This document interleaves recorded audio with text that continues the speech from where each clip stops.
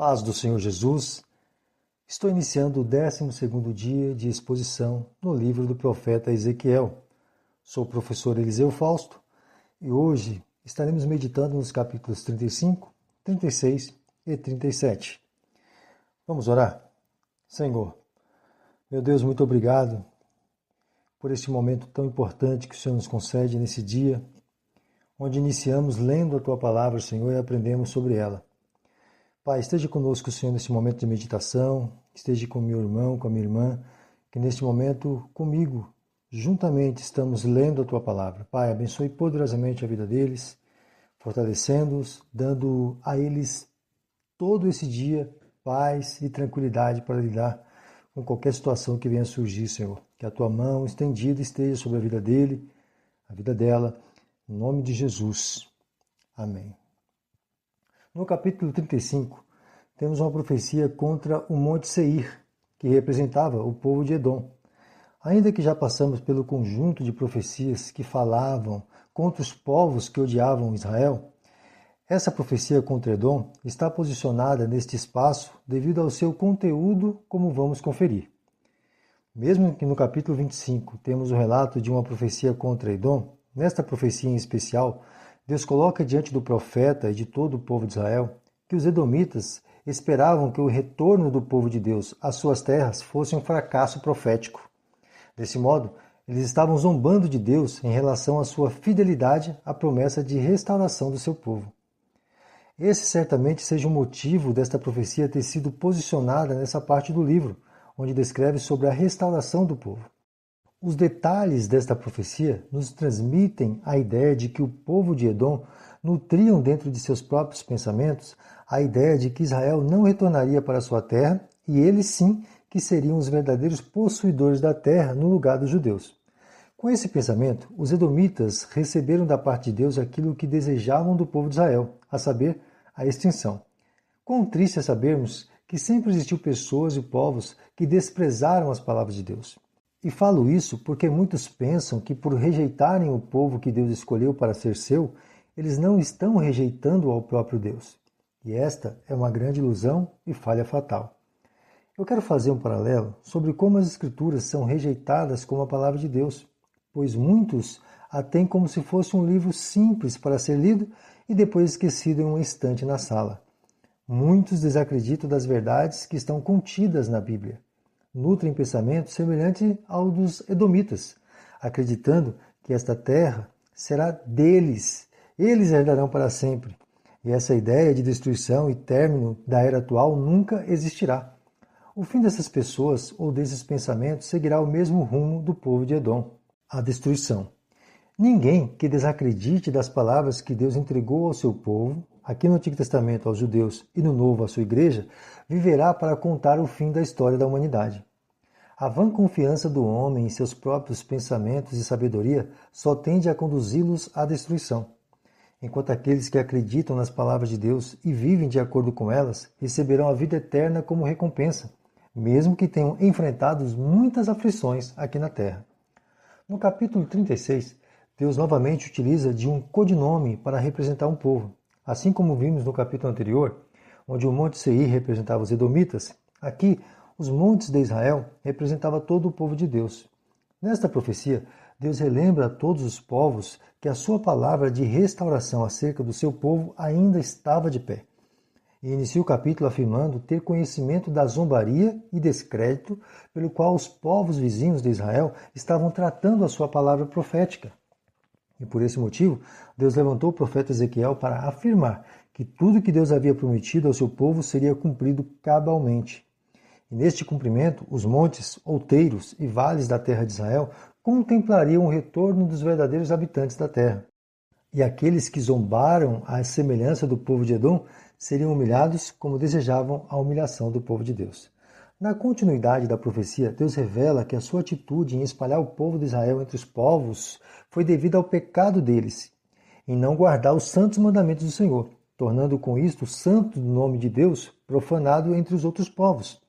E assim como eles fizeram com o nome de Deus, eles receberam como recompensa a justa retribuição pela negligência de não honrar o nome de Deus. Porém, Depois dessa disciplina, eles retornariam para a terra com um novo entendimento, pois o próprio Deus estaria colocando dentro deles um coração novo, coração esse que só reconheceria Deus como o único Senhor de todos.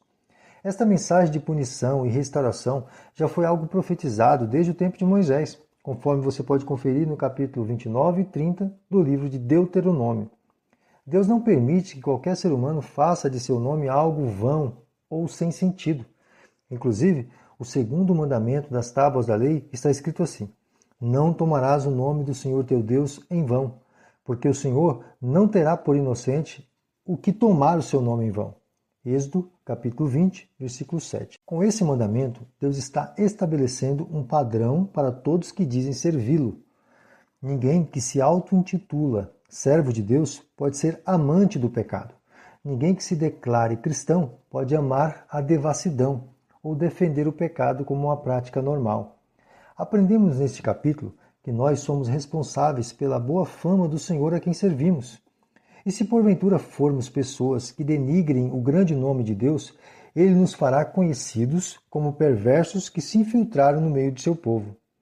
É esse o sentido do ensino de Jesus Cristo quando afirmou: não há nada escondido que não venha a ser descoberto, ou que esteja oculto não venha a ser conhecido. Lucas, capítulo 12, e versículo 2. Sejamos cada vez mais fiéis ao Senhor Deus em nosso particular, para que sua obra seja realizada em nós de tal forma que o público reconheça a santidade que só pertence a Ele. No capítulo 37, temos o relato da visão mais conhecida de todo o livro do profeta Ezequiel, a visão do Vale de Ossos Secos. O tema continua sendo a restauração do povo. E nessa visão, Deus conduz o seu servo até um local que estava repleto de ossos, ou para deixar um pouquinho mais claro, estava repleto de esqueletos humanos. E esses esqueletos se encontravam completamente secos e os ossos deles espalhados, de modo que não havia um só esqueleto completo. E assim não havia qualquer esperança de encontrar alguém vivo naquele local. Por esse motivo, Deus faz uma singela pergunta ao profeta: poderão viver estes ossos? E o profeta responde como todo cristão e servo de Deus deve responder: Senhor, tu o sabes. Com essa resposta, ele transfere a responsabilidade de gerar vida onde só há morte para o único ser poderoso para tal feito. E Deus não age sozinho nessa restauração, mas compartilha com o seu servo essa responsabilidade, ordenando que profetizasse aos ossos. O texto continua nos informando que o profeta Ezequiel ordenou que os ossos ouvissem a voz de Deus. A partir daí, surgiu um grande barulho e movimentos de ossos se juntando com outros ossos, formando esqueletos humanos.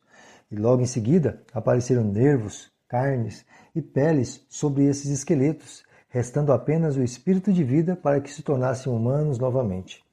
E então Deus ordena ao profeta que novamente profetizasse ao espírito para vir sobre aqueles ossos.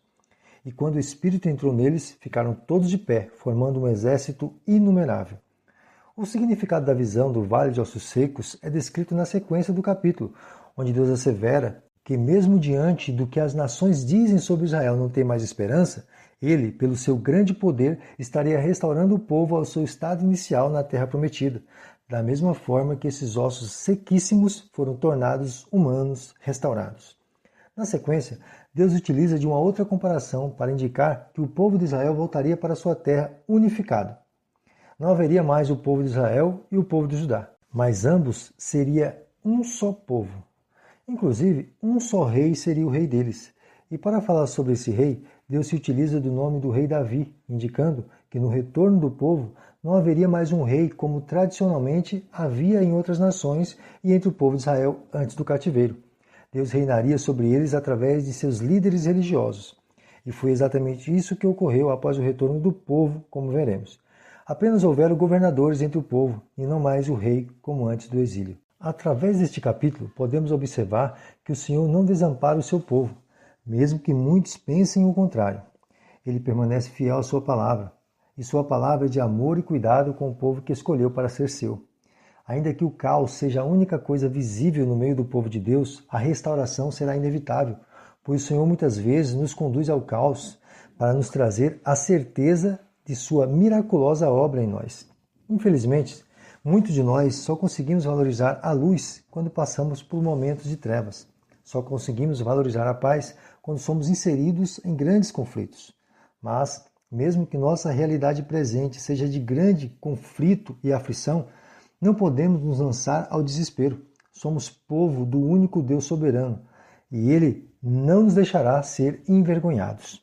O que precisamos fazer é sermos confiantes do seu cuidado e amor por nós. Como está escrito na carta de Paulo aos Romanos, capítulo 8, versículo 32 em diante. Aquele que nem mesmo a seu próprio filho poupou, antes o entregou por todos nós, como não nos dará também com ele todas as coisas? Quem intentará acusação contra os escolhidos de Deus? É Deus quem os justifica. Quem é que condena? Pois é Cristo quem morreu, ou antes quem ressuscitou dentre os mortos, o qual está à direita de Deus, e o que também intercede por nós. Quem nos separará do amor de Cristo? A tribulação? Ou a angústia? Ou a perseguição? Ou a fome? Ou a nudez? Ou o perigo? Ou a espada? Como está escrito, por amor de ti somos entregues à morte todo dia, somos reputados como ovelhas para o matadouro. Mas em todas essas coisas somos mais do que vencedores, por aquele que nos amou. O grande motivo pelo qual somos preservados por Deus é o seu amor por nós. Quando Deus decidiu nos escolher para sermos seu povo, Ele fez um pacto conosco.